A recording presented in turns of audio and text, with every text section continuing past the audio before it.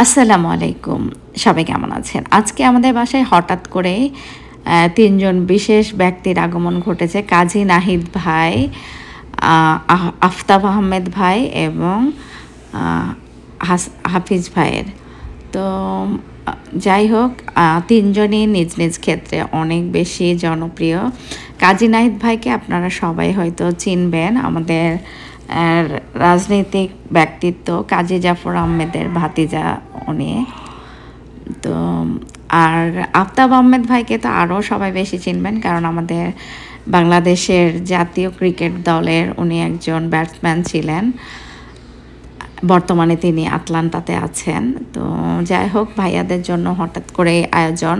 নাহিদ ভাই নিজেই আর কি পিৎজা নিয়ে এসেছিলেন, আর আমাদের আফতাব ভাইয়ের কন্যা আমাদের জন্য পুডিং বানিয়ে নিয়ে এসেছিলেন। তো চা নাস্তা খাওয়ার পর আমি হঠাৎ করে আবার রাত্রের খাওয়ার আয়োজন করা শুরু করলাম। তো বেশি কিছু করা সম্ভব না, যেহেতু হঠাৎ করে এসেছেন ভাইয়ারা। তো হঠাৎ যতটুকু সম্ভব হয়েছে আমি রান্না করার চেষ্টা করেছি। আসলে আমরা বাংলাদেশিরা সবাই চাই একটু মানে গেস্ট আসলে তাদের আপ্যায়ন করতে।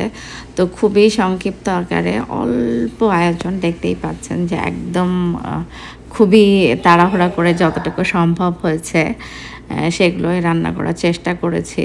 সবাই আসলে আমরা চেষ্টা করি যে যার মতো নিজের বেস্টটাই গেস্টদেরকে খাওয়ানোর।